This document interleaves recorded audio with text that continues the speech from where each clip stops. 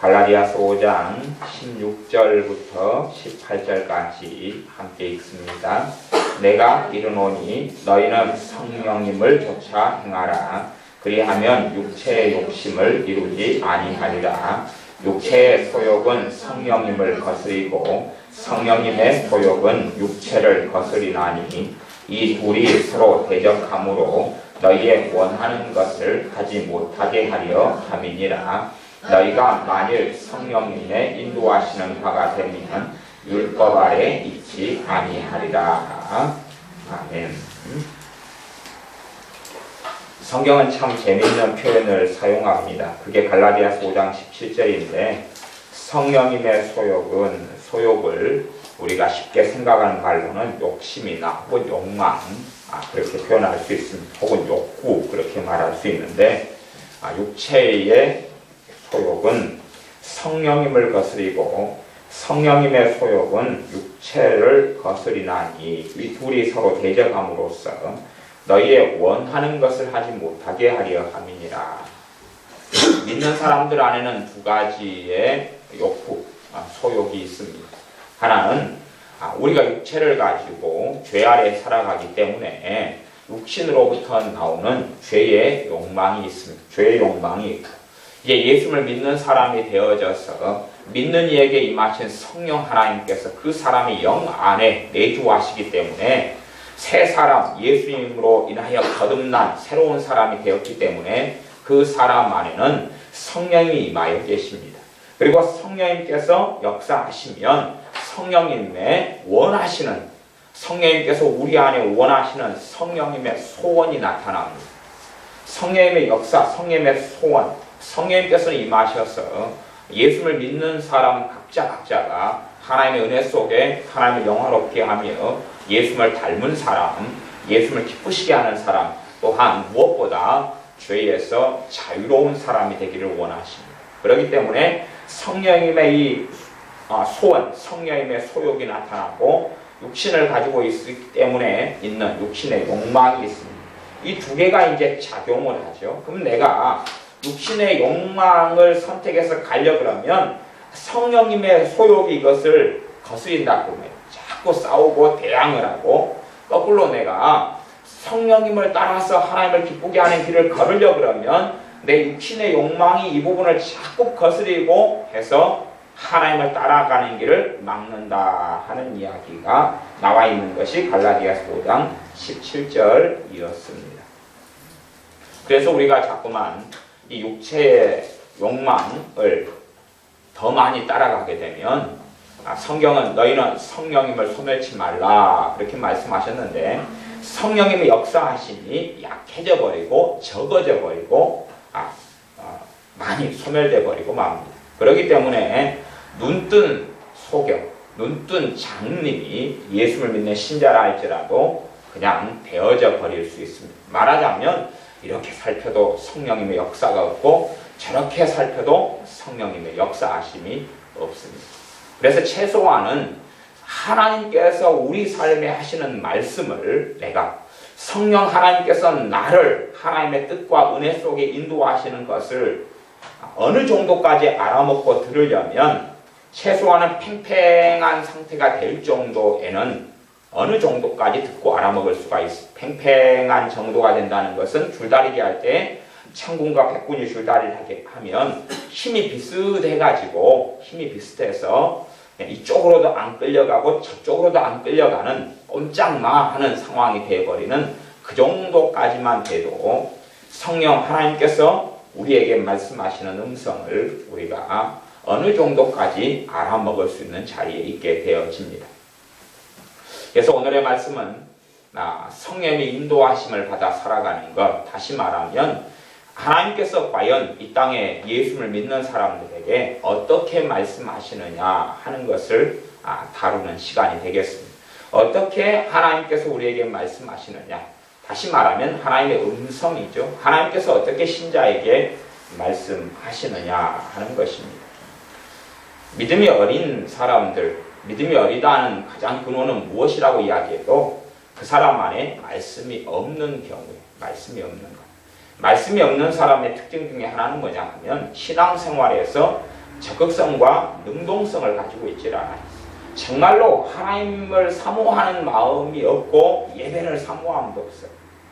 사실은 이제 우리 아이들이 예배 시간에 쭉 이렇게 앉아 있는데 대부분 다 졸고 앉아 있잖아요. 지금 10여 명 되는데 대부분 다 졸고 앉아 있어요. 밥 먹고 배부르고 놀다가 또 요구르트 만들어서 배 터지게 먹고 놀다가 앉아서 이제 조는 시간이죠. 이게 사실은 제가 예배 시간 되면 얘네들 다 치워버리고 싶어요. 솔직한 이야기로는 다 쓰레기통에 넣어가지고 저기 3층 쓰레기통에 담아놓고 싶어요. 뭐 말귀를 못 알아먹는 5, 6, 7살이라면 제껴놓지만 뭐 예배 학교 갔다 와서 기도한답시고 앉아가지고 주여 그리고 앉아서 방언한다고 룰루루 하고 그런데 앉아서 이제 다 조는 게 자기들의 일이에요.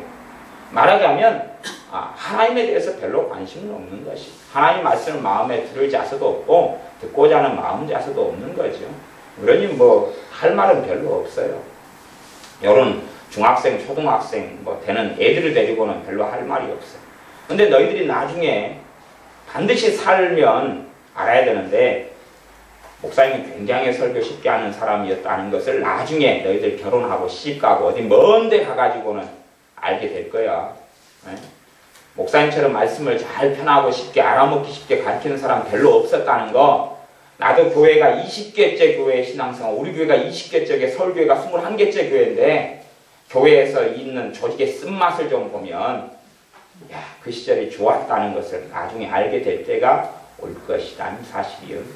열심히 조시기 당신들에게 하는 이야기가 아니니까 조시는 분들은 열심히 조시고 난 듣는 사람을 위해서 말씀을 하는 것이니까 저는 당신들하고는 대화를 안 하겠습니다. 일이 아픔. 자 이제 하나님의 음성을 듣는 가장 첫 번째 것은 뭐냐 하면 평안입니다. 평안. 하나님의 음성을 듣는 가장 첫 번째 것은 평안이면 평안을 통해서 하나님 말씀하세요. 귀에 들리는 음성, 마음에 들리는 음성이 아니라 하나님의 말씀하시는 거의 대부분의 하나님의 음성은 평안을 통해서 말씀하셔요. 그게 하나님의 내적인 음성이에요. 내적인 음성. 내적인 음성. 다른 말로는 내적 확신 이렇게 말씀하기도 합니다. 하나님이 내적으로 말씀하시는 가장 기본은 평안입니다. 그러면 이제 하나님의 음성을 들으려면 준비가 돼야 되죠. 여러분이 어디선가 전화가 오면 전화를 받을 수 있는 준비는 전화기가 있어야 될 것 아닙니까? 그것처럼 전화기가 있어야 돼. 그것처럼 내가 하나님의 음성을 들을 수 있는 가장 기본이 뭐냐? 내 마음의 평안한 상태입니다. 평안한 상태가 아니면 결코 하나님의 음성을 들을 수 없습니다. 제가 결코라는 굉장히 강조된 단어를 사용했습니다. 그런데 전혀 뭐 예외가 없다는 이야기는 아닙니다. 그러나 그냥 결코라고 생각하시면 여러분의 삶 속에 훨씬 더 유익이 있어서 제가 결코라고 이야기했습니다. 여러분 마음이 평안 상태를 잃어버리면 유감스럽게 성령님께서 내 안에서 내적 확신, 내적 음성으로 하시는 말씀을 듣지를 못하게 되어버리십니다. 그러면 일반적으로 하나님께서 내게 하시는 음성을 듣지 못하는 상태 중에 가장 일반적인 게 뭐냐 하면 조급함입니다. 조급함. 내 마음이 조급한 것이. 내 마음이 급하고 조급해요. 조급해요. 내 마음이 조급해요. 이게 조급한 상태 속에 살아가는 사람들. 물론 지금 여러분이 의자에 가만 앉아 계시니까 여러분은 조급하지 않다라고 생각하실지 모르겠습니다. 여러분이 여기 앉아 계시니까. 가만히 의자에 앉아 계시니까. 그런데 그때 이때의 의자에 앉아 계신 상태 속에서 내가 조급한가 안 한가 내가 조급한 것이 내 삶 속에 젖어 들어와 있으면 내가 조급한 사람이라도 조급한지를 모릅니다. 근데 조급한 것이 내 안에 들어와 있는 사람은 여러분이 어떨 때 되시면 아실 수 있으시냐 그러면 일단 운전하시는 분들은 차 운전하실 때 아실 수가 있으십니다. 차 운전하실 때에 급하셔요. 급하셔요. 여러분이 급하게 막 가면 마음 안에가 뭐가 생깁니까? 불안이 생기죠. 불안이. 급하셔요. 그 다음에 그때까지는 못 알아들으신다면 한 대가 끼어들면 돼요. 끼어들면 열받거든요. 갑자기 불쑥 끼어들면 열받아요. 그러면 여러분의 마음 상태가 무엇이란 이야기입니까? 조급한 상태라는 이야기. 그 상태에서는 성령님께서 여러분의 역사하시는, 하나님께서 여러분에게 좋은 길을 인도하시는, 주님의 길로 인도하시는 그 길을 알기 어려운 소경 상태, 알기 어려운 안경 쓴 사람이 안경 벗어버린 상태가 되어버리고 맙니다. 예전에는 뭐 안경 쓴 사람들의 특징 중에 하나는 그렇잖아요. 안경 벗은 얼굴을 안 보여주려고 했습니다. 근데 여러분이 안경 벗은 상태가 된다는 걸 가르쳐드리기 위해서 제가 안경 벗은 얼굴을 한번 보여드립니다. 눈에 베이는 게 없는 것 같아요. 네? 안경 벗은 상태가 되어버리십니다. 앞이 잘 안 보이셔요. 정말 가까운 것 말고는 글씨도 잘 안 보이실 수 있어요. 그 상태가 되어버리십니다. 그러면 그래도 여러분의 조급함을 발견하지 못하시겠다 그러면 누군가에게 전화를 걸어보세요. 그 사람이 전화를 안 받아요. 5번 울리고 10번 울리는데 안 받아요. 그리고 결국은 안내 양이 이야기를 해줍니다. 전화를 고객님이 받지 않으시기 때문에 음성으로 남겨주세요. 대신에 통화료가 나갈지 모릅니다. 나간다고 이야기하겠죠. 그리고 여러분은 두 번째 다시 전화를 거셔요. 상대방이 또 안 받으시면 여러분의 마음은 어떻게 되시는지를 살펴보셔야 열받고 성질이 나고 그러면 여러분의 평상시 상태는 조급함의 상태입니다. 여러분은 평안 상태라고 말하실지 몰라도 평안 상태가 아닙니다. 평안 상태가 아니셔요. 이게 여러분은 제가 사람들 만나보면 성품이요. 자기 성품이 좀 조용하고 온화하신 사람들은요. 자기가 평안 상태에 살고 있다고 착각을 하시더라고요. 조용하고 온화하니까 자기는 평안 상태라고 생각하셔요. 근데 사실은 평안 상태는 성품하고 다른 것입니다. 성품으로 얻을 수 있는 문제가 아니에요. 성품으로 얻지 못합니다. 평안하지 않은데 평안하다고 착각하는 많은 사람들이 있습니다. 정말로 그 사람이 평안하다면요. 기본적으로 성령 하나님을 통해서 하나님이 말씀하시는 음성을 자주 듣게 됩니다. 자주 듣게 됩니다. 왜냐하면 누구의 평안이 내 마음에 있는 상태니까요. 성령님의 평안이 내 마음에 있는 상태이기 때문에 그것을 통하여 잘 듣게 됩니다. 그것을 통하여 잘 듣게 돼요. 이제 성령의 평안이 내 안에가 있어요. 자, 있는 상태인데 안 좋은 사람이 내게 나타났어요. 안 좋은 사람이 내게 연결되었어요. 안 좋은 사람이 내게 연결되면 성령의 평안이 없어져가요. 그걸 통해서 하나님은 뭐라고 말씀하시냐 그러면 저 사람은 너에게 해를 끼치는 사람이라고 말씀하셔요. 봐보세요. 성령의 평안이 있어요. 근데 안 좋은 사람하고 내가 연결되려 그래요. 그러면 그것이 하나님께 기뻐하시지 않기 때문에 성령의 평안을 계속 유지시켜 주시질 않아요. 그게 사라져요.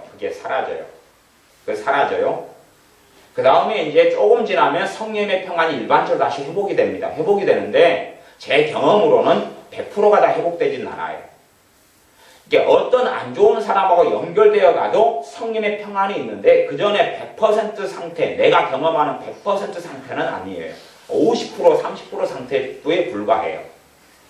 그 전에는 성령이 하나님께서 인도하시거나 아니면 내가 정말로 예수님의 사랑으로 사랑해줘야 될 사람들이 아닌 경우가 나타나서 말하자면 마귀가 붙인 사람, 마귀가 보낸 사람, 내게 해를 끼치는 사람이 나타나면 성령의 평안이 내게 없어져요. 없어집니다. 없어진 다음에 뭐가 되냐 그러면 사람의 성격에 따라 경향에 따라서 느끼는 게 다르고 표현하는 게 다릅니다만은 짜증이 날 수도 있고 신경질이 날 수도 있고 근데 그것보다는 좀 더 일상적으로 꺼림이 나타나요. 마음에 꺼림, 껄쩍지근함이 나타나요. 껄쩍지근함 아니면 불안으로 느껴질 수도 있습니다. 이건 하나님으로 지금 온 것이에요. 성령 하나님으로부터 온 것이 그렇게 와요. 이게 평안을 대신에 치워놓으시고 무엇으로요? 좀 껄쩍지근함과 꺼려짐과 좀 뭔가의 마음이 언짢은 그 죄된 거하고 다른 그런 게 있어요. 그런 게 나타나요. 그러다가 조금 지나면 없어져요. 계속 있질 않아요. 없어진 다음에 다시 성령의 평안을 다시 회복을 시키셔요. 근데 100% 그 전의 상태하고 좀 달라요. 다릅니다. 그렇게 해서 하나님이 말씀하시는 음성이 가장 기본적인 음성이에요. 가장 기본이고 그 기본은 모든 믿는 사람이 듣는 음성의 절반은 훨씬 넘어버립니다. 절반은 훨씬 넘어요. 어떤 성령 충만한 하나님의 사람은 그런 방식으로 내게 말씀하시는 것이 80%, 90% 이상이다 그렇게 말씀하신 것도 있어요. 물론 지금 이제 아이들 같은 경우는 졸고 정신이 없어서 지금 제가 설교하는 내용을 부담 안 듣겠지만, 그리고 얘네들은 잘못된 길로 인도받아서 예수를 믿는 사람이지만 고생을 아마 많이 할 거예요. 고생을 많이 할 거예요. 왜냐하면 실제의 삶 속에서는 성령이 인도하시는 것, 예를 들어서 내가 어느 집을 사야 된다, 어느 집을 내가 구하고 얻는다 그럴 때 그게 성경 66권하고 사실은 관련이 있어요, 없어요? 관련이 없잖아요. 성경에 아파트 이야기가 나온 게 아니잖아요. 이게 영적인 원리와 어떻게 그리스도인이 살아야 되는가 말씀하시지만, 구체적인 삶 속에서 누구는 나쁜 놈이야, 누구는 너가 만나면 해를 입어, 누구는 좋은 사람이야 라는 걸 다 알 수가 없어요. 이게 말씀은요, 악한 자들과 동무가 되지 말라 그랬어요. 그러나 아니 우리 눈에 보기에 악한 자인지 그렇지 않은지를 어떻게 압니까? 지혜로운 사람은 지혜롭지 못한 사람보다 좀 더 분별할 수 있을 거예요. 지혜는 졸고 있네요.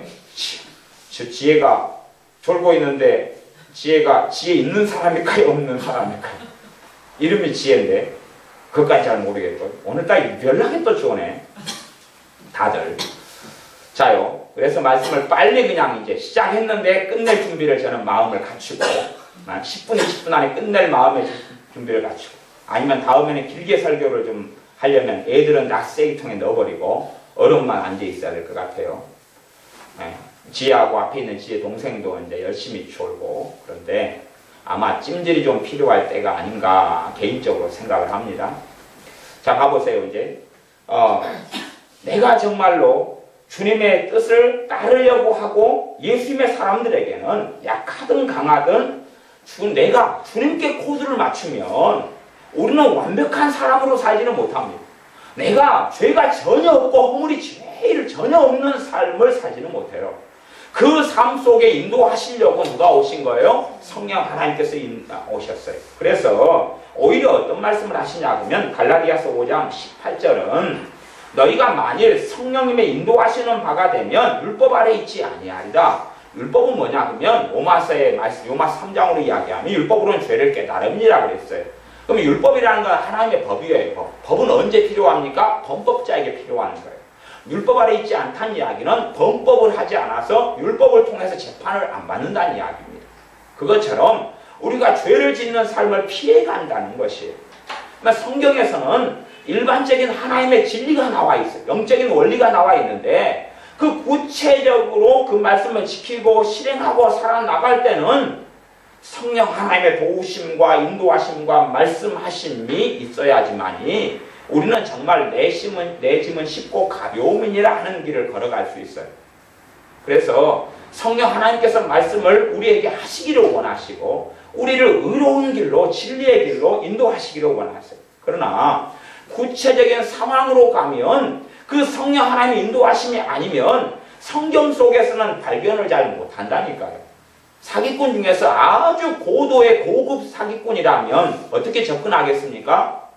정말로 그럴듯한 말, 정말로 거짓말 99개, 참말 99개에다가 거짓말 하나를 믹스하는 정도가 되면 탁월한 최고의 사기꾼이 될 거예요.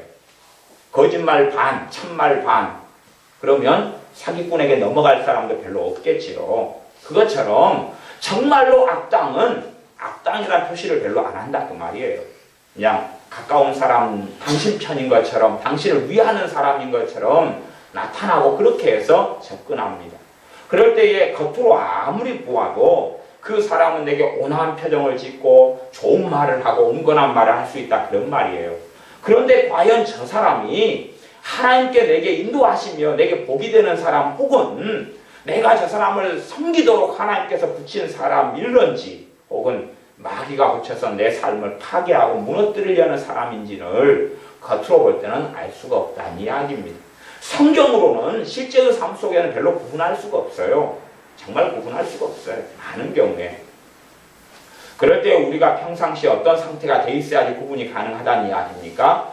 평안 상태가 돼 있어야지. 무슨 평안이요? 주님 주시는 평안으로 내가 있는 상태가 돼야지 그 상태에서 이 평안이 물러가면서 성령님께서 때론 꺼림직함, 껄쩍지근함, 답답함 이런 것을 통하여 말씀을 하셔요. 일정한 시간만 말씀하시고 그 다음에는 더 말씀 안 하셔요. 일정한 시간만 말씀하시거나 아니면 내가 주님께 마음을 둘 때 내 차례까지는 말씀하실 수 있어요. 그러나 많이 반복하거나 무한정 반복하시지는 않습니다. 그래서 우리가 평안한 상태가 아니고 조급한 상태에서 내가 평상시 살아간다 그러면 유감스럽게 성령님 하시는 음성을 들을 수가 없어요. 여러분이 집에 전화기를 놔두고 밖으로 돌아다니셔요. 그러면 집에 전화가 와도 알 수 있습니까? 없습니까? 없잖아. 집에 핸드폰을 놔둔 다음에 아니면 차 안에 핸드폰을 놔둔 다음에 여러분이 차 밖으로 어디 일보러 다니셔요. 그러면 누가 정말 긴급하고 중요한 전화를 계속 걸어도 받을 수 없는 상태가 되잖아요. 그것처럼 내가 편한 상태를 잃어버리면 성령님께서 내게 말씀하시고자 하셔도 들을 수 없는 상태가 되어버리고 맙니다. 그래서 평안 상태가 아닌 사람은 유감스럽게 그 상태에서 계속 사시는 사람은 전혀 삶 속에서 말씀하시는 성령의 음성을 듣기 어려운 상태가 됩니다. 제가 전혀라고 이야기하는 것은 일반적으로 지금 내적 음성으로 말씀하시는 걸 이야기합니다. 이제 그런 사람이 들을 수 있는 방식이 외적 음성이라고 말씀을 제가 그냥 정의하는, 제가 나름대로 정의를 하는 겁니다. 여러분이 알아듣기 쉽게. 그런 성령의 은사들을 통하여서는 들을 수 있어요. 여러분이 평안 상태가 아닐 때에 성령이 말씀하실 수 있는 통로들이 은사들이에요. 은사들 가운데 성경, 신약 성경, 구약 성경에 아주 빈번하게 나와 있는 은사가 크게 두 가지가 있는데 하나는 꿈입니다. 하나는 환상이고요. 하나는 꿈이고 하나는 환상이에요. 뭐 존 비비어 같은 목사님 같은 경우는 그걸 세 가지로 나누더라고요. 꿈, 환상, 그 다음에 황홀경 그렇게 나누더라고요. 그래서 환상하고 황홀경의 차이가 있다 그리고 설명해요. 그분이 설명하는 식으로는 그래요. 환상 같은 경우는 내가 어떤 걸 보지만 내 몸에 감각이 살아있는 상태에서 느낄 수 있다 그러고, 황홀경 같은 경우는 내가 어떤 걸 보는데 내 감각 자체가 꼼짝도 못하는 상태에서 본다 그렇게 표현하시더라고요. 근데 저 같은 경우는 이제 그런 것보다는 차라리 환상을 그렇게 나누기보다는 그냥 환상 하나로 그냥 보고 차라리 열린 환상, 닫힌 환상 이런 개념을 저는 쓰기를 좋아합니다. 어쨌든 꿈이라는 은사가 있으면 그를 통해서 들을 수 있는 여지는 많아요. 그러면 이제 꿈에도 총 두 가지 종류의 꿈이 있습니다. 한 종류의 꿈은 꿈을 듣고 받을 수 있는 은사를 하나님께 받은 사람이 있어요. 꿈은 은사에 속합니다. 첫째는요. 이게 꿈이라는 것을 하나님의 꿈을 통해 말씀하실 수 있는 은사를 받은 사람이 있어요. 은사를 받은 사람. 은사를 받은 사람은 꿈을 통해 하나님이 말씀하시기가 너무 쉬운 상태가 되어 있어요.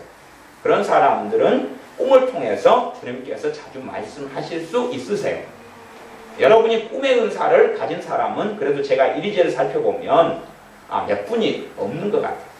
이게 몇 분이 없다는 이야기는 한 10명이 예수 믿으신다 그러면 한두 분 정도, 정말 많은 교회에서는 그 꿈의 은사를 많이 가진 교회 교인들이라면 한 10명 가운데 한 두세 분 정도, 그 정도지 10명이면 10명 다 하나, 10명이면 5명, 50% 이쪽 저쪽 그렇게는 안 된다는 이야기예요. 그래서 퍼센티지가 높아지려면 부부가 함께 믿어버리면 퍼센티지가 높아지겠죠. 부부가 함께 믿으면 일단은 확률은 5분의 1로 이렇게 될 거 아니에요. 그래서 꿈의 은사, 그리고 이제 꿈의 은사 같은 경우도 사실은 은사를 가진 사람과 주로 교제하고 함께 기도하고 이런 경우에 은사가 또 잘 와요.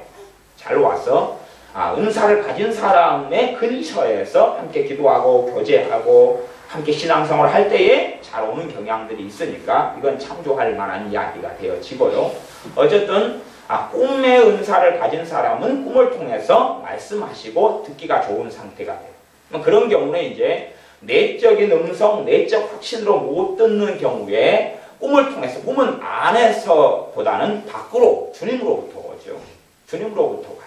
아니면 성령님께서 꾸게 해주셔도 사실은 내 안에서 내 영이, 내 영혼이 느끼는 그런 거하고는 약간 다르기 때문에 제가 외적인 음성이라 이렇게 표현할 때 그걸 사용합니다. 꿈의 은사를 가진 사람은 꿈을 통해서 주님께서 말씀하시기 좋은 상태가 되어서, 그것도 모든 영역은 아니지만 은사는 주로 특정한 영역의 한계와 범주 속에 머무릅니다. 은사는 그래요. 성령의 은사는요, 꿈을 통해 말씀하셔도 어떤 사람의 특정한 범위에서만 꿈이 작용해요. 그래서 A라는 사람이 꿈의 은사를 받으면 A라는 사람은 A라는 영역에서 성령님께서 주로 말씀하신다. 그러면 B라는 꿈의 은사를 받으면 B라는 사람은 D라는 영역에서 성령님이 주로 말씀하실 수 있는 통로가 될 수 있다 그 말이에요. 그러지 꿈의 은사를 받았더니 하나님께서 그 사람의 삶의 분야가 10개 분야인데 10개 분야에 대해서 다 말씀하실 수 있는 경우는 아니에요.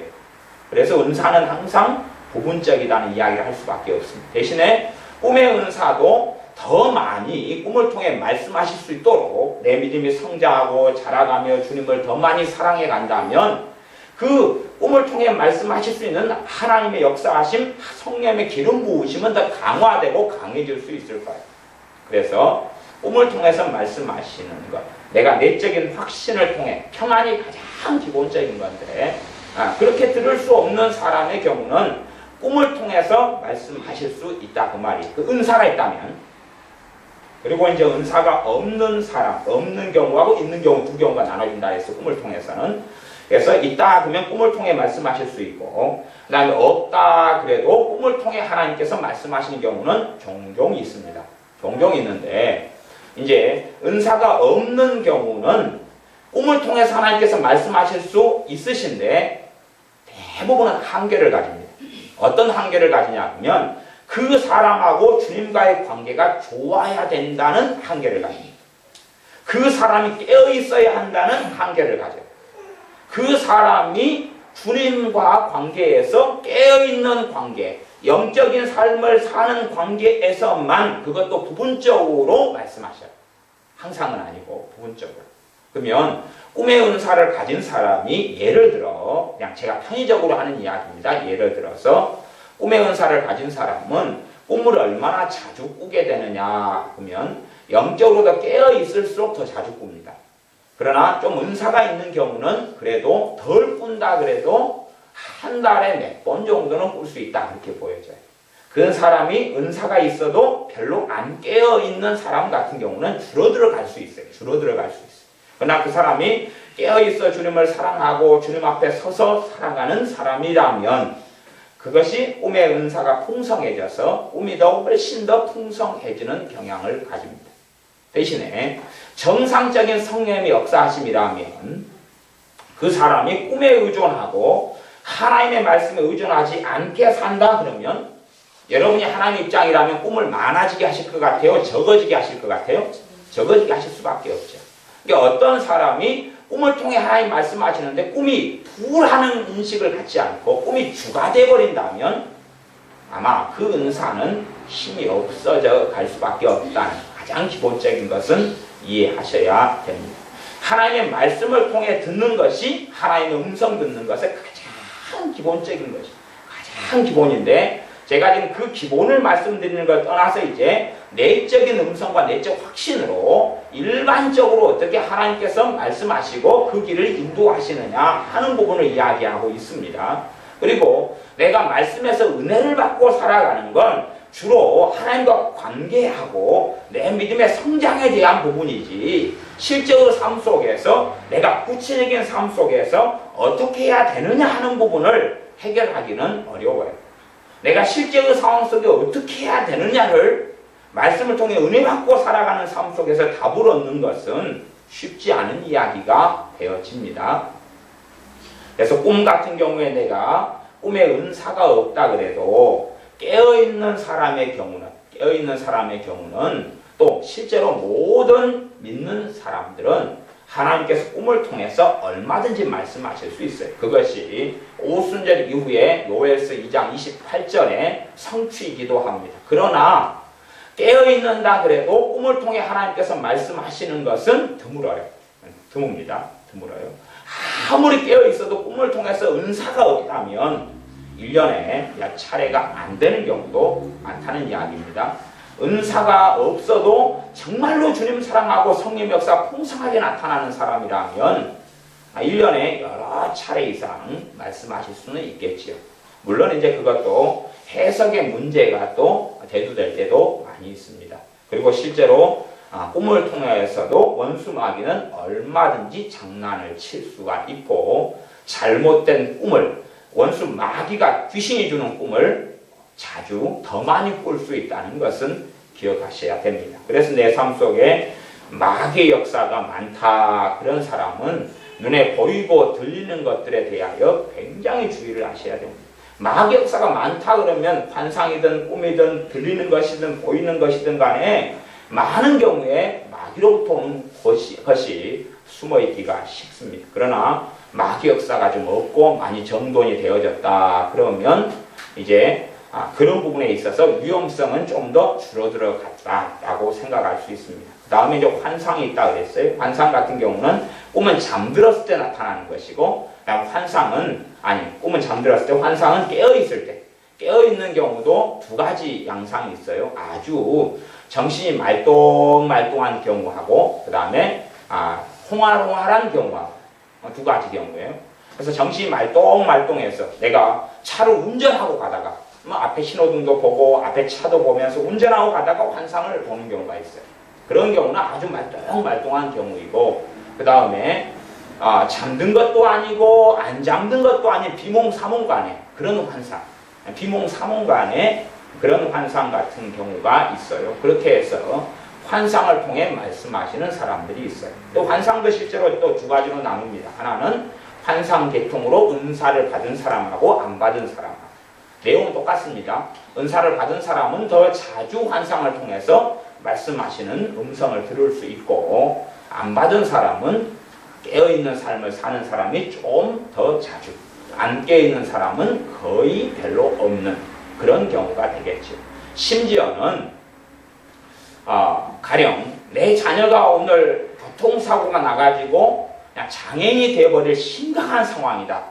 그런 상황이 됐을 때에 하나님께서 꿈과 환상을 통해 말씀하시겠느냐. 그럴 때에 하나님의 말씀하시는 주가 뭐냐 그러면 은사가 아니에요. 주가 은사가 아니고 주는 내적인 음성이에요. 주가 내적인 음성이에요. 주가 내적인 음성이에요. 그리고 꿈이나 환상을 통해 말씀하시는 것은 사실은 예외적인 부분이라고 생각하실 수 있어요. 주가 아니고 보조예요. 주가 아니고 보조. 그렇기 때문에 주를 들을 수 없다 그러면 보조도 사실은 힘을 잃어요. 주를 들을 수 없다 그러면 보조가 힘을 잃어요. 주라는 내적인 확신, 내적인 음성을 들을 수 없다. 그러면 사실은 보조라는 것도 별로 힘을 발휘하지 못한다는 것입니다. 그래서 우리의 삶 속에 성령 하나님의 인도하심을 따라 내게 말씀하시는 하나님의 음성의 가장 기본이 평강한 상태 속에서 들을 수 있다. 그리고 평강한 상태 속에서 그 평강이 어떻게 움직이느냐를 여러분이 주시를 하셔야 돼요. 내 안에 주님 주시는 평안이 있는 상태 속에서 그 평강이 어떻게 움직이느냐를 주셔야 돼요. 그래서 우리의 마음이 조급한 상태가 되어져 버리고 말 때는 음성을 들을 수 없는 상태 속에 있다. 예수를 믿는 사람이라 할지라도 당연하게 그렇습니다. 그러면 조급한 상태의 사람의 전형적인 특징은 뭐냐 하면 두 가지입니다. 두 가지. 아까 일반적으로 조급함의 현상들은 제가 이야기했죠. 조급함의 현상들. 그리고 이제 내가 조급함의 상태 속에 있다 그러면 전형적인 현상 두 가지. 물론 세 가지도 이야기할 수 있어요.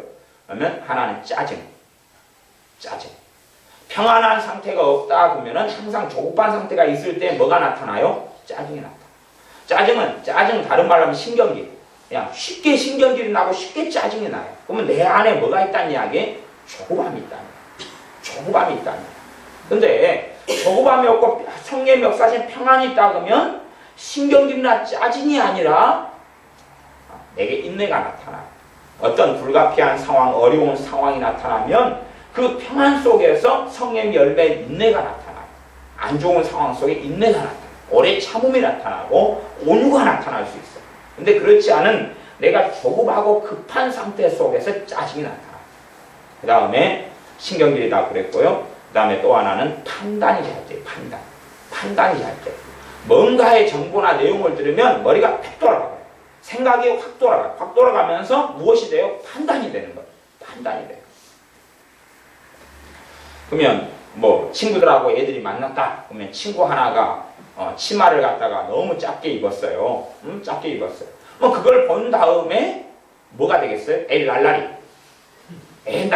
그리고 판단이 확 돼버려요.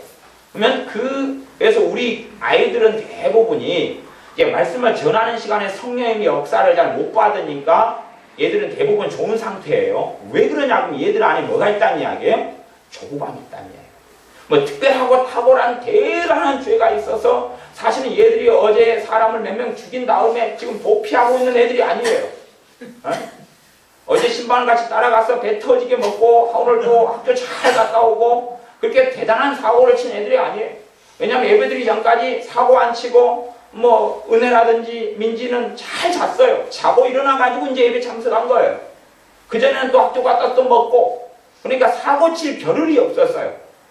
그런데 왜 말씀을 받을 수 없는 상태가 되어버렸느냐? 성령님의 말씀을 통해 왜 역사 안 하느냐? 어떤 상태가 되면 역사 안 하신다 그랬어요? 조급한 상태. 얘들은 대부분 조급하게 삽니다. 얘들은 대부분 급해요. 급한 상태니까 성령의 역사를 받지는 못해요.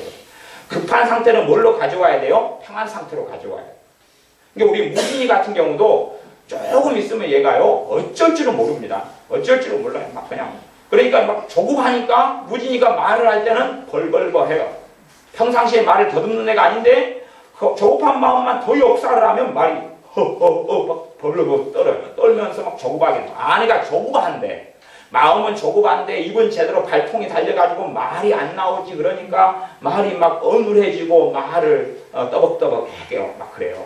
아내가 조급하니까. 우리 현미도 항상 조급한 상태가 돼 있죠. 조급한 상태. 조급한 상태에서는요 감정을 따라하는 찬양을 할 수 있어도 말씀은 듣지는 못해요. 말씀을 통해 하나님이 역사하지 못해요. 그래서 요 아이들은 조급한 상태를 정리한다는 것이 굉장히 어려워요. 조급한 상태를 정리하는 게 굉장히 어렵습니다. 저 같은 경우도 예수님을 믿은 다음에 기도 생활을 많이 하고 살아도 제 안에 조급하다는 것을 성령님이 매년 기도 생활을 한 다음에 제게 가르쳐주기 시작하셨어요. 너가 지금 조급하다. 그래서 성령님께서 제게 아마 제 신앙생활에서 제가 하나님으로부터 제가 내적으로 지금 내적인 제가 지금 평안을 통해 말씀하시는 음성을 이야기했죠. 그 다음에 실제로 내적 음성이 또 있어요. 내적 음성의 종류 가운데 가장 일반적으로 평안을 통해 말씀하시고 요 안에 세미한 음성을 통해 말씀하시는 게 있어요. 세미한 음성을 통해 이 안에서 그러면 제게 성령 하나님께서 가장 많이 말씀한 음성이 뭐냐면 천천히 그거예요. 천천히 저 식으로 하면 천천히 해라, 천천히 움직여라 뭐 이런 식의 해석이 되겠죠. 천천히라는 것을 성령님께서는 제게 수십 번 이상 말씀하셨어요. 천천히. 제가 막 급하게 막 하고 있으면 천천히 내적 음성으로 하는 이야기, 세미한 소리로 천천히라고 하세요. 그러면 제가 또 천천히 걸어요. 천천히 걸었는데 마음이 또 못 견뎌요. 이걸. 그래가지고 조금만 2, 3步걷다 보면 또 빨라져요. 천천히 그러시고 자전거를 운전하고 갈 때도 막 빨라져요. 급해져요. 천천히 그러시고 움직일 때 뭔 일 할 때 되면 막 마음이 급해가지고 제 성격이 좀 급한 성격에 들어가거든요. 그러니까 몸에 급하게 살아가는 게 굉장히 배워버렸어요. 그 상태가 되니까 은사를 통해서 꿈을 통해서는 제게 말씀을 하셔도요. 혹은 예언을 통해서는 말씀하시고 그런데 성령의 내적 음성을 들을 수가 없는 상태가 제가 되어버렸어요. 아니 사실은 저는 그것 뜻이 뭔지도 몰랐어요. 성령께서 평안을 통해서 말씀하시고 평안이라는 게 딱 맞춰주고 돼야지 제게 말씀하시고 제가 들을 수 있는 상황이 된다는 것은 제가 예수님을 영접하고 성령 세례 받고 그 다음에 아마 흐른 다음에야 정확하게 제가 알게 된 거예요. 그전에는 몰랐어요. 왜 어떨 때는 어제하고 나하고 똑같은 사람인데 어제는 기도가 잘 되고 오늘은 왜 기도가 잘 안 되는지 저는 그 탓을 다 마귀 탓으로 돌렸어요. 어제는 마귀가 한가해서 다 휴가 갔고 오늘은 휴가 끝나고 또 역사하는 날이고 그렇기 때문에 어제는 기도가 잘 됐고 오늘은 마귀가 휴가 끝나가지고 잘 안 됐는 줄 알았어요. 그런데 시간이 흘러보니까 그것도 어쩌다가의 이유이겠지만 정말로 더 중요한 이유는 제가 조급한 상태, 평안하지 않은 상태 속에서 기도하기 때문에 내 기도에 성령님께서 역사하시지 않고 도와주실 수 없는 상태가 되었고, 그러한 평안하지 않은 상태 속에서 주님의 도우심을 받지 못하는 상태가 삶 속에 일반적이었다는 것을 제 몸에 아주 체화가 될 정도로 이 평안 상태로 제 인생과 마음과 삶을 돌리는 데까지가 20년 가까운 세월이 흘렀다는 이야기. 평안 상태로 맞춰놔야 된다는 걸 깨달은 것은 기도 생활하고 그러면서 10년이 좀 되어져 가는 그때 깨닫기 시작했는데, 제가 그것을 제 삶에서 정말 중요한 영적 원리로 알고 평안의 상태로 돌리는 것, 그래서 그 설교를 제가 이번에 주일 낮과 오후에 했습니다. 제 신앙 인생에 있어서 하나님께 배운 정말로 중요한 영적 원리를 이야기했어요. 평안의 상태 속에 있지 않은 사람들은 별 볼 일 없어요. 왜냐하면 평안의 상태가 아닌 경우는 그걸 세상적이라고 말할 수밖에 없습니다. 왜냐하면 내 중심의 삶이거든요. 내가 주님보다 성령님보다 앞서가는 거거든요. 내가 주인된 상태가 조급한 상태예요. 그 상태 속에서는 성령 하나님이 하시는, 하나님께서 내 안에서 하시는 음성과 말씀을 들을 수 없는 상태가 되어져 버리고 맙니다. 오늘 말씀은 갈라디아서 5장 16절을 제가 읽어보면, 내가 이르노니 너희는 성령님을 조차 행하라. 그리하면 육체의 욕심을 이루지 아니하리라. 성령님을 조차 행할수록 육체의 욕심이 어떻게 된다는 이야기입니까? 약해지고 힘을 잃는다는 이야기예요. 그러나 성령을 조차 행하지 않을수록 육체의 욕심은 힘이 세진다는 이야기입니다. 힘이 세져요. 힘이 세지기 때문에 나는 자주 져버릴 수밖에 없어요. 난 져버리고 넘어질 수밖에 없어요. 성령님의 역사하심을 따라 성령의 소욕을 따라 행할 때에 육체의 소욕은 내게서 힘이 잃어지고, 그런 성령의 역사 속에 있을 때에 나는 하나님의 은혜 속에 살아가는 삶이 가능해집니다. 이게 많은 예수를 믿는 사람들 가운데 하나님을 원망하는 사람들을 저는 많이 만나고 있습니다. 하지만 하나님을 많이 원망하지만 그 원망하는 사람들의 특징 중에 하나는 뭐냐 하면 자신은 의롭다는 거예요. 자신은 깨끗하고 정결하다는 거예요. 자신은 특별한 죄 속에 없다는 거예요. 그런데 왜 하나님은 나를 이렇게 대우하시냐는 거예요. 왜 내 삶에 이런 불행이 있고 비극이 있고 슬픔이 있고 절망이 있느냐는 거예요. 왜 하나님을 원망해요. 그런데 실제로 들어가면 그 사람은 삶 속에 하나님께서 자신에게 무엇인가를 자동적으로 되어줄 줄로 생각하고 산 것이다 그 말이에요. 그러나 하나님께서 이 땅의 삶 속에서 자동적으로 뭔가가 이루어지지 않습니다. 자동적으로 뭔가가 이루어진다면 예수님의 제자들은 사도들 같이 많이 누려야 될 사람은 아마 없을 거예요. 사도들은 전혀 손에 물도 안 묻히고 살아야 됐을 거예요. 그러나 사도들도 동일하게 기도해야 되고 동일하게 믿어야 하는 것이, 믿을 때에 하나님의 살아계신 역사를 본다 그 말입니다. 그러나 사람들은 나는 예수님 믿었어, 그러니까 하나님이 다 알아서 해줘야 돼, 아니면 정말로 어려운 비극과 참담함은 없게 만들어 주셔야 돼 라고 그러한 특권을 받은 것처럼 생각하는데 결코 그렇지 않습니다. 그렇기 때문에 하나님의 말씀은 너희가 성령님을 조차 행하라 그러는 것이, 하나님이 알아서 다 해줘버린다면 성령님을 조차 행하라는 말씀이 어디가 필요하겠어요? 전혀 안 그러겠지요.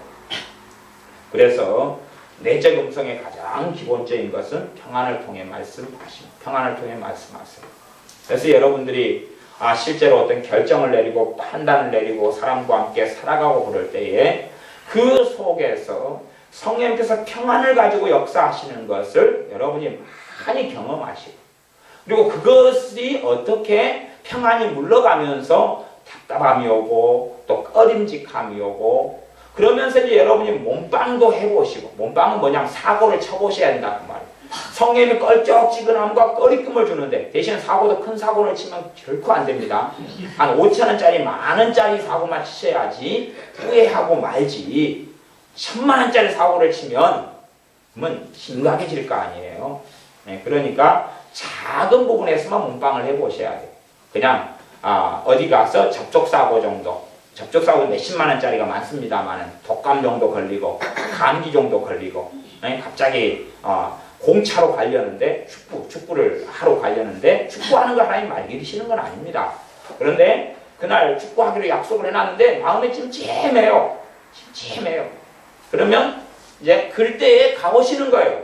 그러면 다리를 접질려 가지고 한 달 동안 못 빠지고 다니는 거예요. 왜냐하면 그러한 일들이 있을 때에 이 마음에 거부감을 주시거든요. 거부감을 주시는 모양과 모습이 다 다릅니다. 그런데 그럴 때 이제 여러분이 평안이 없어지고 깨져요. 잘못된 이야기를 듣고 행하려 그러니까 성령님께서 무엇을 거두십니까? 평안을 거두셔요. 그 상태 속에서는 그것을 안 따라가기로 결단하고 안 따라가면 다시 평안이 나타나요. 쉽게. 그 상태 속에서 여러분이 아실 수가 있어요. 이게 아닌가벼. 그래서 여러분들이 이것은 삶 속에서 많이 경험하시면서 여러분을 하나님께서 그분의 음성인 평안을 통해서 나를 어떻게 인도하시느냐 하는 것을 경험하셔야 돼요. 그리고 여러분이 더 높고 더 좋은 것들을 누리기 위해서는 당연히 필요한 것이 간절한 기도가 필요하다는 기본 전제는 아셔야 됩니다. 내가 그냥 있는 삶 속에서 평안을 통해 말씀하시는데 평안을 통해서 그게 다다 그런 것을 이야기하는 건 아닙니다. 여러분의 삶을 때로는 기도하고 진취적으로 나아가고 그렇게 나아가는 여정 속에서 그 평안을 통해서 다른 길을 좋은 것을 찾는 하나님의 음성이 가장 기본적으로 들려온다는 사실입니다. 가령 여러분의 자녀를 어느 학원에 보내기로 했다 그런데 학원을 보내기로 했는데 보통 자녀가 학원에 가기로 했다 그러면 마음이 기쁠 거 아니에요. 더군다나 그 자녀가 엄마 나 학원에 보내주세요 그래가지고 한다 하면 공부하고자 하는 마음이니까 기쁠 거 아니에요. 지가 스스로 배우고자 하고 돈이 얼마가 들든지 간에 그래서 보내줄 수 있다면 형편이 된다면 그런데 그 아이가 학원에 간다 어느 학원에 간다 그러는데 마음이 찜찜하고 답답해요. 그러면 아이는 고집할지 몰라도 그걸 통해서 아이에게는 큰 해가 나타난다는 얘기예요. 작은 해든지 큰 해든지 예를 들어 가서 아이는 고집하지만 못된 놈을 친구 하나 잘못 사귀면 아이들의 인생은 쉽게 비참해져 버립니다. 여러분이 잘 아셔야 됩니다. 아이들은요 친구 하나 잘못 사귀면 아이들의 인생이 쌓아놨던 것은 한순간에 다 무너져 버립니다. 그래서 친구를 잘 악한 동무들을 잘 구분하고 점검을 해야 될 필요가 있는데 예를 들어 학원에 가서 악한 친구를 만나서 거기서 두드려 맞고 폭행을 당하고 왕따를 당하고 그럴 수도 있잖아요. 아니면 잘못된 유혹에 빠져서 세상으로 나가버릴 수도 있어요. 못된 짓을 하는데 그래서 내 마음에 아이는 공부하겠다고 학원을 간다 그러는데 찜찜한 마음이 든다. 그러면 그때 주님께서는 그 평안이 그때 없어진다. 평안 상태가 아닌 경우는 분별하고 알 수 없다 그랬습니다. 평안 상태가 아닌 경우에 오는 것은 대부분은 내 감정에 불과한 것들이 많아요. 그러지 평안 상태 속에서 안경을 쓴 상태, 앞이 잘 보이는 상태 그런 상태에서만이 바른 분별력을 사용할 수가 있어집니다. 그래서 가장 기본적으로 말씀하시는 게 평안한 상태 속에서 하시는 말씀입니다. 제가 사실은 제 개인적으로도 제가 실제로 고민하고 있는 게 하나 있어요. 물론 이제 답은 내려졌는데 어느 곳에서 제게 집회를 해달라고 연락이 왔어요. 그래서 지가 집회를 해주겠다고 나를 잡아놨어요. 근데 제가 그걸 놓고 기도하면 계속 찜찜해요. 계속 답답하고. 그래서 이제 제가 취소하기로 마음은 결정을 내렸어요.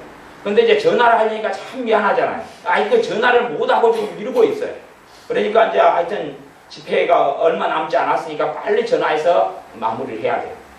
근데 제가 아마 이제 해달라 그러면 제가 주로 거절을 잘 안 하거든요. 그래서 제가 해주기로 했는데 기도를 해보면 정말로 주님을 기쁘시게 하는 그런 집회고 그런 모임이고 보면 제게 오히려 하나님 은혜를 더 주셔요. 감동이 더 있고 기쁨이 있고 기도가 잘 되는데 계속 찝찝해요. 계속 찝찝하고 답답해요.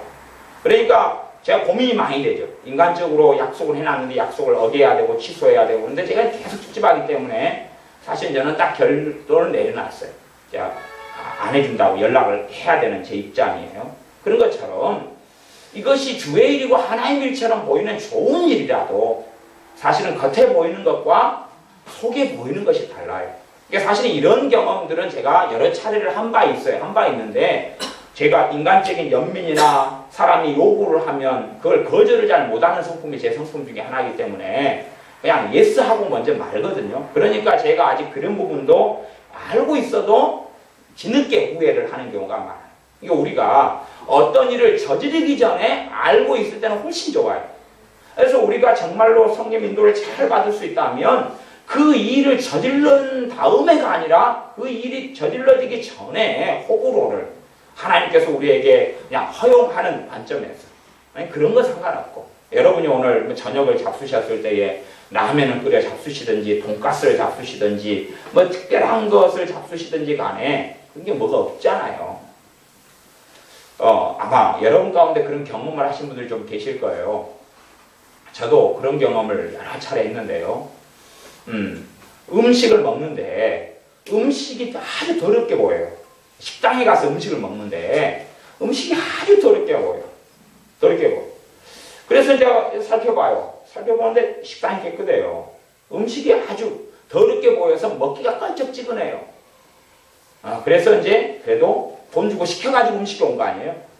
이거 먹지요. 당연히 뭐가 나겠어요? 배탈이 나죠. 탈이 나죠. 그런 경험 하시는 분 한번 손 들어보세요. 네. 그러죠. 그래, 두 분, 세 분.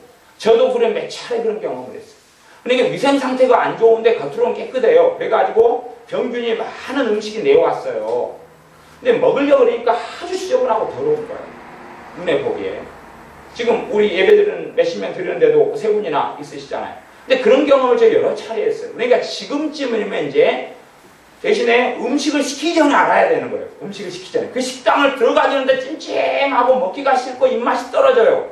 갑자기 입맛이 돌아가지고 식당에 왔는데 뭐 일어나가니 나가야 되는데 종업원이나 직원이나 사장님이 어서 옵쇼 해버리면 못 일어난다는 거예요. 자존심 때문에. 어찌 되겠지 그러고 시켜요. 근데 왔는데 찜찜해버리는 거예요. 그러면 돈 5,000원, 6,000원, 7,000원, 8,000원 음식값 주고 나오더라도 배탈 나가지고 설사 줄줄이 하는 것보다 낫다 그 말이에요. 그래 애들 데리고 식당에 가거나 그래가지고 몇 차례 한 두어 차례 터졌어요. 한 식당에서. 제가 단골로 가는 식당, 애들하고 함께 단골로 가는 식당. 그러니까 문제가 그전에 없었어요. 근데 여름철에 갔는데 음식이 너무 더러운 거예요. 그래서 그래 먹자 그러면 먹었죠. 저만 그때는 애들하고는 대화를 안 해봤어요. 우리 애들이 얼마나 신령한지를 몰라가지고 대화를 안 하고 저 혼자 와서 찜찜한데 먹었어요. 아니나 다를까 배탈이 나더라고요. 그 다음에 또 왔어요. 왜 거기가 싸니까. 그런데 또 그랬어요. 그게 위생 상태가 여름이니까 훨씬 평상시보다 안 좋아지고 병균이 많이 끌어버렸다는 이야기거든요. 시간이 흐르니까 그 가게 장사 안 되더라고요. 아마 저 말고 당했던 사람이 많은 모양이죠. 그것처럼 음식 같은 우리가 배탈 나는 것이 인생에 있어서 대단한 일은 아니죠. 그렇죠? 배탈 나서 그냥 하루 이틀 2, 3일 고생하고 말지요. 하지만 예수를 믿는 사람들이 그걸 하도 당하기를 하나님 원치 않으셔요. 그런데 다른 일이며 함이며 어떻게 하시겠냐 그 말이에요. 대신에 성령님의 찜찜하고 평안이 이뤄지고 거부감이 들고 이러한 성령의 역사는 하루 이틀 2, 3일 배탈 나는 상황이나 1억 원 손해보는 상황이나 큰 차이가 없이 옵니다. 그걸 아셔야 돼요. 1억 원이 손해보는 상황에서는 막 그냥 갑자기 천둥 번개가 치고 자고 일어났는데 똥물이 얼굴에 찌그러져서 알고 그러면 얼마나 분별하기 좋겠어요. 대신에 똥물이 찌그러지니까 집도 좀 치워야 되고 많이 찜찜하고 하나님 이렇게 왜 더럽게 하십니까? 뭐 그래야 될 수 있겠지만 그러면 그래도 1억 원은 손해를 안 보니까. 하지만 그게 아니라 같이 찝찝하고 답답하는 그 하나님의 음성이 대부분으로 오는 것이. 그 다음에 이제 세미한 소리가 있어요. 안에서 말씀하신 세미한 소리. 빌립 집사님 같은 경우처럼 이 마차로 다가가라, 광야로 가라 뭐 하시는 음성처럼 세미한 소리가 있어요. 그러나 그 세미한 소리가 맞으려면 평상시의 평안 속에서 말씀하시는 내적 확신, 내적 음성을 정확하게 듣고 사는 사람이 세미한 음성도 사실은 제대로 들을 수 있다라고 생각해야지 맞아요. 그렇지 하나님이 뭐 믿음도 어린 사람에게 무슨 말씀을 하셔가지고 대단한 무슨 일을 시킬 게 아닐 거 아니에요. 그렇잖아. 어린아이에게 무슨 대단한 심부름을 시킵니까? 기껏해야 가서 야 쓰레기나 좀 버리고 온나 아니면 가서 콜라나 사와라 그런 심부름 두부나 사와라 그러지 1,000만 원을 주면서 10살짜리한테 입금시키고 와라 그러겠어요? 안 그럴 거 아니에요. 그러니까 믿음이 어린 사람들에게 들리는 어떤 세미한 음성은 그 사람을 보호하기 위한 목적이 첫째 목적일 수밖에 없어요. 그 사람을 지키고 보호하는 게 첫째 목적이지 10살짜리한테 총 주고 다이아마트 줘가지고 뭐 폭탄 줘가지고 미사일 줘가지고 전쟁터에 보내겠느냐 그 말입니다. 하나님은 그렇게 지혜 없는 분이 아니십니다. 그래서 우리가 세미한 음성으로 우리 안에 들리는 이게 제가 옛날부터 뭐 지금까지 다 그런 말씀들을 많이 해오시지만 간간히 이제 세미한 음성으로 어떻게 말씀하시면 제가 들어요.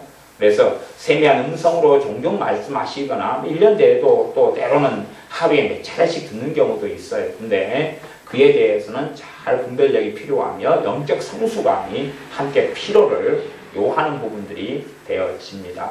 제가 누구를 만났어요. 옛날에는 막 제가 급할 때는 상대방이 뭔가를 묻고 다 알아먹기 전에 대답을 하려고 그럴 거 아니에요. 신앙의 지식으로 상담을 하러 온 사람들이 있으면 제가 그냥 듣고 막 먼저 말하려고 그러는데 어떨 때 성령님께서 그러셔요. 가만히 듣고만 있어라. 그러니까 세미한 소리로 말씀하신다 그런 말이에요. 그렇게 이제 평안 가운데서 내적 음성으로 말씀하시고 속에서 세미한 소리로 이렇게 말씀하시고 그 다음에는 이제 대부분은 은사예요. 은사. 대부분은 은사. 근데 은사 중에서 가장 일반적인 은사가 애언이라는 은사입니다. 애언이라는 은사인데 애언의 가장 기본적인 기능이 나와 있어요. 애언은 뭐냐 하면 고린도전서의 말씀에 의하면 애언은 가르치며 권면하며 안위하는 것이다. 애언의 기능이 장래일을 말하는 기능은 애언 기능 가운데 특별하고 예외적인 기능이에요. 성경에 정확하게 애언의 은사는 무엇을 하느냐? 가르치며 권면하며 안위하며 권면한다는 이야기 때로 책망하고 책망이 성경의 권면 가운데 들어가 있는 내용 중에 하나입니다. 책망하고 때로는 위로하고 안위는 위로, 컴포트, 위로한다는 것이 위로한다는 것이. 그러면 일상적으로 애언 은사가 나타나는 방편을 우리가 알 수 있어요. 믿는 사람들 가운데도 애언의 은사가 나타날 수가 있고 은사는 없는데 애언이 나타날 수가 있어요. 그러면 그 가장 기본적으로 여러분이 어떤 데서 평안과 위로를 제일 많이 받죠? 네? 찬양 아니에요. 찬양. 그지요? 찬양이 가장 하나님께서 잘 말씀하시는 애언이다니까요. 찬양이. 왜? 찬양을 통해 제일 위로를 많이 받으시잖아요. 찬양이 그래서 여러분이 혼자서 찬양을 부르는데 어떤 찬양이 마음에 막 맞아요. 그러면 애언으로 내게 온 거다 그 말이에요. 애언의 기능이 뭐예요? 가르치며 권면하며 위로하는 거잖아요. 그래서 애언의 가장 일반적인 형태가 오는 거예요. 함께 또 우리 박종사님처럼 막 함께 사역하고 기도할 때 되면 또 윤주사님처럼 하다 보면 누구와 함께 기도하는데 찬양이 오는 경우가 있잖아요. 윤주사님 같은 경우는 좀 절제를 하시는 부분이 있겠지만 절제를 안 하신다고 훨씬 더 그런 부분은 낫겠지만 찬양이 와가지고 막 불러주고 싶을 때가 있잖아요. 이 찬양 불러주고 싶을 때 있잖아요. 저 같은 경우도 막 절제를 간혹 합니다. 저도 찬양이 오는 경우가 있어요. 제가 아무리 음악가 출신이라고 해도 찬양이 막 올 때가 있어요. 올 때가 있는데 문제 찬양은 왔는데 가사가 오질 않는 거예요. 그래가지고 몇 마디만 있고 그 다음 가사가 생각이 안 나니까 이 음악가 출신으로서는 불러드리기가 굉장히 좀 어려운 부분이 생기죠. 근데 이제 음악가 출신이 아니고 음악수나 음악우나 음악미 정도 되시는 분들은 그냥 오면 불러줄 수가 있어요. 그게 애언이거든요. 애언의 그래서 가장 일반적인 형태가 알아. 하나님께서 너를 사랑하시니 모든 일이 잘 될 것이다. 뭐 이런 형태가 아니에요. 찬양이 가장 일반적인 형태. 그렇기 때문에 그것이 애언의 은사인 줄을 잘 모를 때가 너무 많아요. 그 다음에 더 일반적인 형태는 설교예요. 설교인데 설교를 통해서 내 삶과 내 생활에 딱 맞는 어떤 메시지가 와요. 그러면 그것을 설교를 통한 애언적인 말씀, 애언 은사가 나타나는 거거나 아니면 혹시 목회자가 설교자가 애언 은사는 없는데 설교를 통해서 나를 사랑하시기 때문에 내게 맞는 메시지를 주시는 경우가 있다 그 말이에요. 그래서 그런 걸 통해서 그걸 메마라 그래요. 설교를 통해서 일반적인 말씀이 아니라 내 상황과 내 환경과 처지에 딱 맞는, 그래서 그렇게 설교를 듣는 사람은 어떤 특징을 가지냐 그러면 야, 내 얘기하고 있네.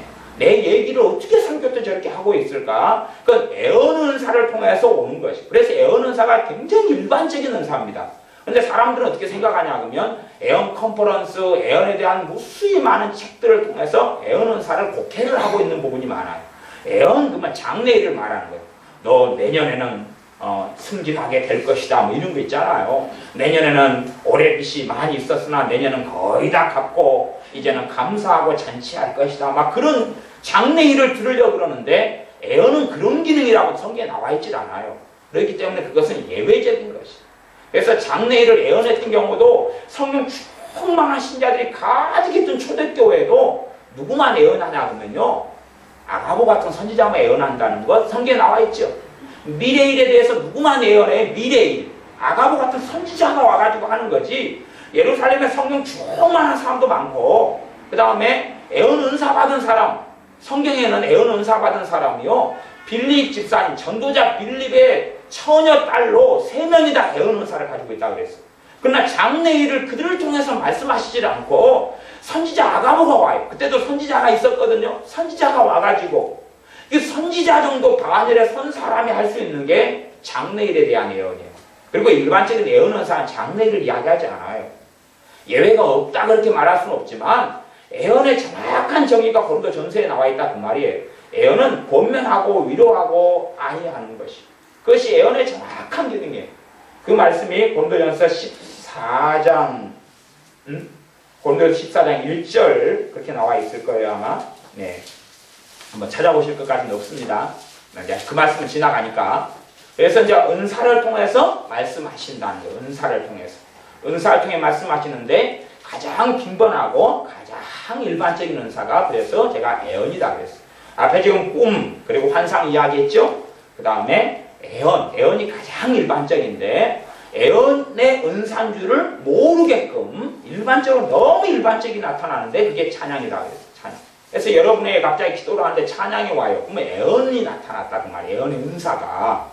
여러분이 은사를 가지고 있는지 안 가지고 있는지하고는 상관없어요. 일단은 애언 은사가 지금 성령으로부터 왔든지 은사 자체가 온 거 말고 애언이 지금 발동했다 그 말이에요. 성령님께서 뭘 통해 역사하세요? 은사를 통해 역사하시는 거예요. 그러니까 성령님께서 애언 은사를 가지신 분이에요. 그러면서 내게 찬양을 주시는 거예요. 찬양을 막 부르는데 낙심이 물러가고 그렇기 때문에 성령님께서 내게 어떤 찬양을 주면 그건 굉장히 힘있고 능력이 있어요. 다른 찬양들 막 100곡을 내가 알아서 막 반복해서 100곡을 한 곡부터 시작해서 100번째 곡까지 순서대로 막 불러도 힘을 얻지 못하는데 딱 주신 곡 하나를 57번째 곡이다. 그걸 갖다가 받고 부르면 막 생기가 넘쳐나고 힘이 넘쳐나고 기도하고 싶어지고 그러는 거죠. 그것이 애언을 통해 하나님 주신 능력이에요. 애언의 은사는 그만큼 능력이 있어요. 일반적으로 하는 애언의 형태가 대부분 옳은 게 아니에요. 대부분 옳은 게 아니에요. 여러분 생각해 보십시오.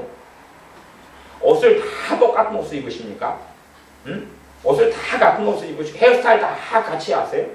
아니 신발을 다 똑같은 거 230 저는 260인데 제가 230짜리 신발을 신고 빼딱구도 235 뭐 그걸 어떻게 신고 다니겠습니까? 그걸 신는 사람만 신을 거 아니에요. 그런 것처럼 하나님의 성령 은사 중에 애언의 은사가 있는데요. 사람마다 옷이 달라요. 옷이 다른 것처럼 형태나 모습과 모양이 달라요. 근데 일반적으로 시중에 나와 있는 애언에 대한 지침서라고 하는 책들이나 가르침이나 컨퍼런스 같은 것은 획일적인 옷을 이야기해요. 그런 게 있겠어요? 없겠어요?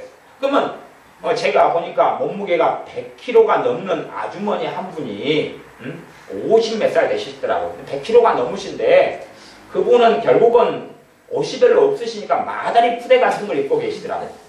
가만히 푸대 같은 거 있으시잖아요. 100kg가 넘으셔가지고 솔직한 이야기로 제 어머니 같은 경우도 80kg가 넘으시니까 사실은 좀 신발이나 옛날 신발도 여자 신발은 살 수가 없어서 제가 다리 또 크시니까 남자 신발 가게에서 남자 신발 거 제가 사드리고 그랬거든요.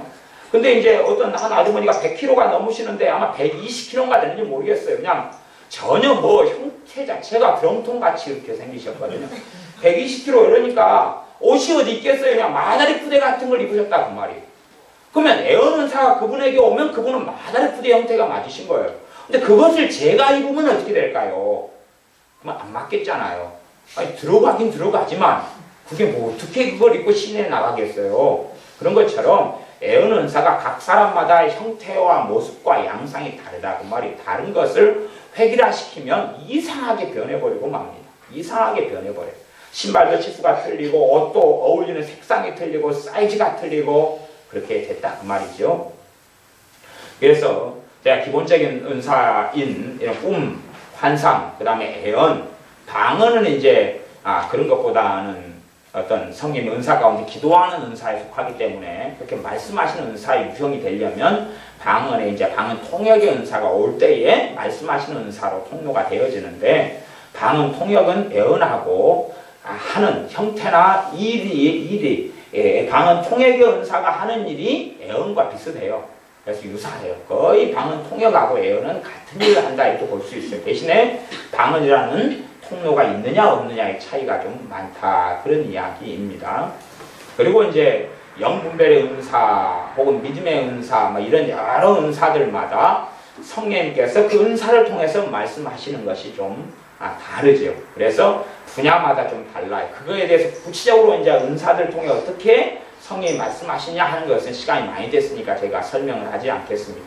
기본적으로 그냥 이 가장 일상적으로 말씀하시는 통로인 애언이나 꿈, 환상, 그 다음에 이제 더 기본적인 것, 내적인 음성, 내적 확신, 그 다음에 세미한 음성, 그 정도까지만 이야기하고 말씀을 맺겠습니다.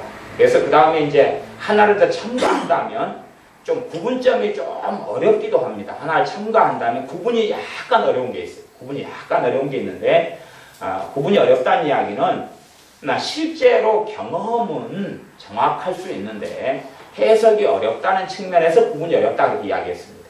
그건 뭐냐 하면 성령 하나님이 역사하실 때가 되면 몸에가 성령 하나님의 기름 붓고 역사하실 때 증상이 나타나요. 증상이 나타나요.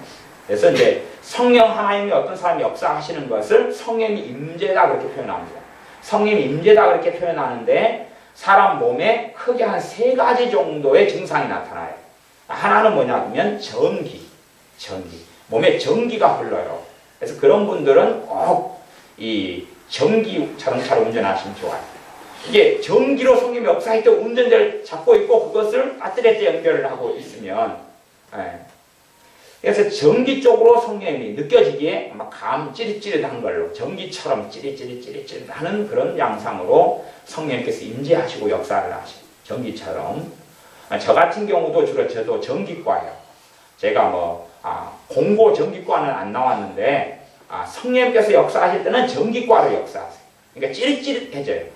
주로 머리, 그 다음에 목 뒤에 목, 그 다음에 허리, 등짝, 등 같은 경우가 제법 많다 이렇게 볼 수 있어요.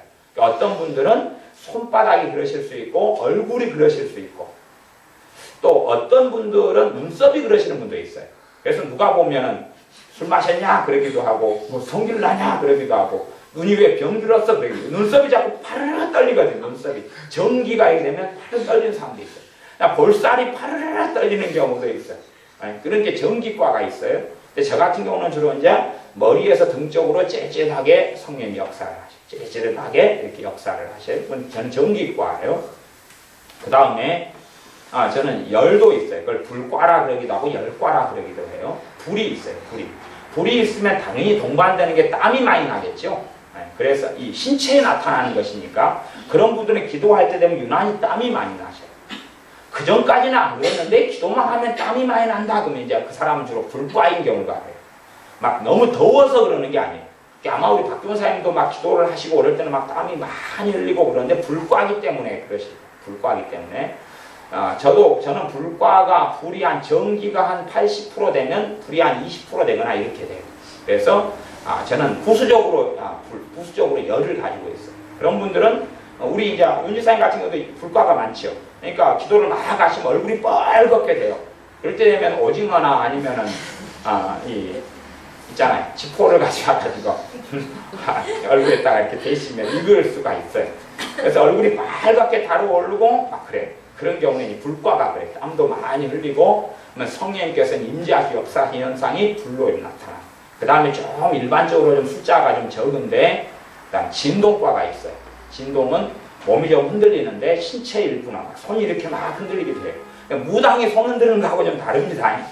무당이 막 방을 흔들고 그거하고 틀리고 그냥 어쨌든 막 손이 막 흔들리고 발이 흔들리고 그래요. 근데 옛날에 제가 기도원에 기도하러 많이 다니고 그럴 때는 진동 은사 받은 사람이 좀 많이 있었어요. 그걸 그냥 은사라고 표현해 버렸어요. 그때는 성령의 기름 부은 어떤 양상 중에서 신유가 진동, 병 고치는 은사가 진동 쪽으로 온 사람들이 있었어요. 그래가지고 그 양반들은 손을 주체를 못했어요.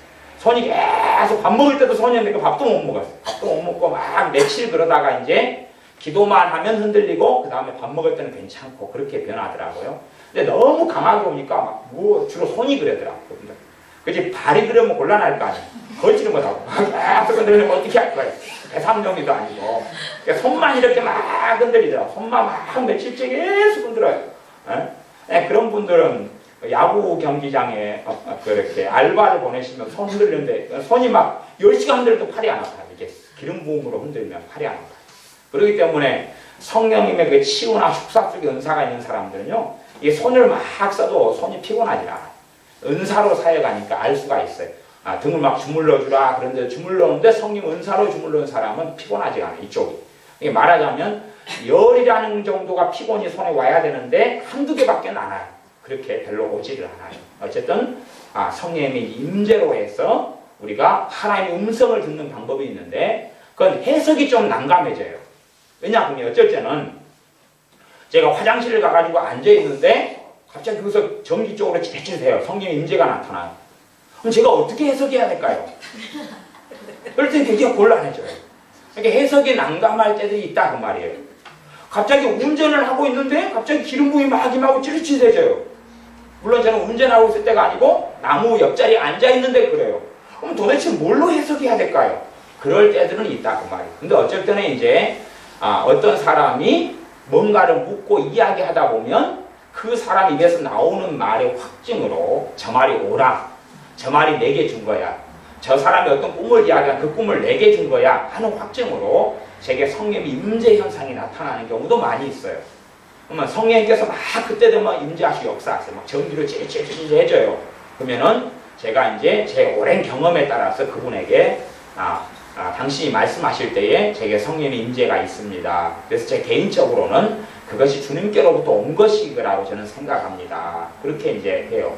근데 그것도 시간이 오래 흘러가면서 이제 그 임재하심에 대해서 더 익숙하게 분별하고 알게 되는 부분이 있죠. 그래서 그것도 하나님의 음성의 이제 한 부분이고, 저 같은 경우는 그 비율도 꽤 차지합니다. 솔직한 이야기로. 중요한 대화, 중요한 일 속에서 혹은 제가 분명히 저 사람에게 주님이 어떤 메시지를 제게 주신 게 있어요. 그런데 제가 또 확신이 부족한 경우가 있잖아요. 확신이 부족한 경우. 그럴 때는 그 성령의 임재하심으로 확신을 다시 받고 이야기하는 경우도 있어요. 성경 사사기에 보면 기드온의 사건이 나와요. 기드온의 사건은 기드온이 전쟁을 하러 갈 때에 하나님의 뜻을 묻습니다. 근데 사실은 뜻을 물을 때 썼던 방법이 양털의 방법이에요. 양털의 방법. 근데 사람들이 그래서 요즘도 양털의 방법으로 하나님의 뜻을 물을까 말까 그런데 양털의 방법으로 묻는 건 아닙니다. 양털의 방법은 뭐냐 하면 기드온이라는 사람이 양털을 2번을 실험을 했어요. 양털을 가지고 어떨 때는 양털을 축축하게 적셔놓고 그리고 이제 놔둔 경우가 있었고, 어떨 때는 양털을 뽀송뽀송한 양털을 놔둔 적이 있었죠. 이게 하나님께서 뜨시면 이제 이 양털이 이제 예를 들어서 생각해보자고, 비가 오는데 마른 양털을 놔뒀어요. 그러면은 양털이 젖어야 될 거 아니에요, 그렇죠? 근데 양털이 안 젖고 있다 그 말이에요. 그래서 양털로 하나님의 뜻을 묻는 거였다 그 말. 하나님의 뜻이면 양털이 안 젖게 해주세요. 하나님의 뜻이면 양털만 적게 해주세요. 그런 거죠. 이슬이 막 내리는데 마른 양털을 놔두면서 양털 안 적게 해주세요. 그런 거죠. 양털을 적게 해주세요. 그런 거죠. 양털만. 주변 환경은 젖었는데 양털만 안 젖고, 주변 환경은 바짝 말랐는데 양털만 젖어요. 이런 걸로 하나님의 뜻을 물었어요. 근데 사실은 그건 하나님의 뜻을 물은 건 아닙니다. 정확하게 사사기 성경 본문을 보면 이미 하나님의 뜻을 알고 있어요. 하나님의 뜻을 알고 있는데 기드온이라는 사람이 담대함이 부족한 거예요. 담대함이 부족해가지고 제 확신을 받으려고 한 것이에요. 제 확신을 받으려고. 담력을 얻고 담대함을 받으려고 했던 거지 하나님의 뜻을 모르고 한 게 아니에요. 양털 실험이.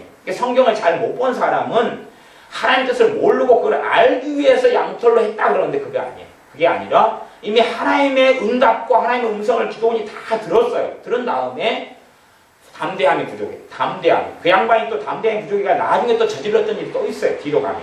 그것은 반복돼서 나타나는 것이 있어요. 나중에 갔는데 그쪽에 적군들이 꿈을 꾸죠. 기도원이 염탐을 하러 갔는데 꿈 이야기를 그 사람한테 해줘요. 기도원에 뭐 칼이라 뭐 불이라 그래가지고 그런 걸 꾸면서 우리가 전쟁에 치더라. 그리고 적군들이 둘이 이야기해요. 염탐하러 가서 그걸 들으면서 또 확신을 얻죠. 그리고 전쟁을 한다. 그 말이에요. 그런 것처럼 하나님의 뜻을 이미 안 다음에 했던 게 양털이지 요즘같이 그런 양털로 하는 것은 잘못되는 것입니다. 그건 제가 틀렸다고 말할 수밖에 없어요. 뭐 만에 하나 10만에 하나는 맞을 줄 몰라도 10만에 하나 만에 하나 맞으려고 일을 벌이겠냐 그런 말이에요.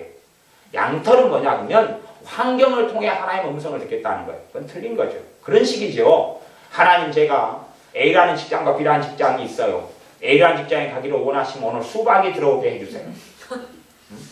수박이 있습니다. 저기 어제 누가 수박 선물로 주셨는데 2만이 넘더라고요.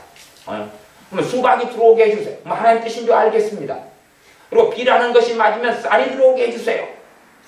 차라리 그렇게 하려면 저는 금 10돈하고 다이아몬드를 기도하려면 하나님 A가 맞으면 금 10돈이 들어오게 해주세요. B가 맞으면 몇 캐럿짜리 다이아가 들어오게 해주세요. 차라리 그러는 게 낫겠죠. 그런 식은 잘못됐다는 말이에요. 그런 식은 아니에요. 그렇게 하면은 변태 같은 사람은 맞기를 즐겨하는 사람은 하나님 A라는 직장이 맞으면 누가 지나가는 게 제 오른뺨을 치게 해주세요. B가 맞으면 제 왼뺨을 치게 해주세요. 그러면 정확히 알 거 아니에요? 그런 식은 아니라 그런 말. 그런 걸 통해 듣는 게 아니라 예수를 믿는 사람들에게는 성령이 임하셨기 때문에 성령님께서 영을 통해서 심령을 통해 마음을 통해서 평안한 가운데 하시는 내적 음성, 내적 확신 그리고 세미한 음성 그리고 일반적인 꿈, 환상, 성령의 은사들을 통해서 말씀하신다는 사실입니다. 어떤 사람이 그런 건 알잖아요. 예를 들어서 항상 맞는 이야기는 아닙니다만은 가령 이제 치유 사역을 해야 되는 입장에서는 누가 치유해달라고 기도를 할 때 되면 어느 정도 치유 사역자는 저 사람이 나을 것이다, 아니면 낫지 않을 것이다 일반적으로 어느 정도 감지하고 있어요. 어느 정도 감지하고 있어요. 그러죠, 박 전사님? 그죠, 감지하고. 그게 와요, 그냥. 와요. 저 사람 믿음이 있는지 없는지 요행수를 봐야 하는지 주님을 신뢰하는지 그래서 함께 기도할 때 성령이 함께 막 역사하시는 것과 그렇지 않는 것의 차이로 확연히 느낍니다. 그래서 이미 치유사역자들은 알고 있어요. 그냥 기도를 요청받고 해도 어느 정도까지 알아요. 그쪽 부분에 한해서 그렇다. 다른 부분이 아니고 치유의 부분에 한해서는 어느 정도 하나님의 음성, 성령의 음성을 듣고 안다. 그런 말입니다. 우리의 삶 속에 하나님의 음성, 성령의 인도를 따라서 인도 따라 사는 것이 성령의 음성을 들을 때에 가능한 일이지요. 그렇게 성령의 인도 따라 살아갈 때에 주님께서 세워주시는 평강의 길, 주님을 영화롭게 하는 믿음의 좋은 자리 속에서 살아가실 여러분이 되시기를 바랍니다. 기도하겠습니다.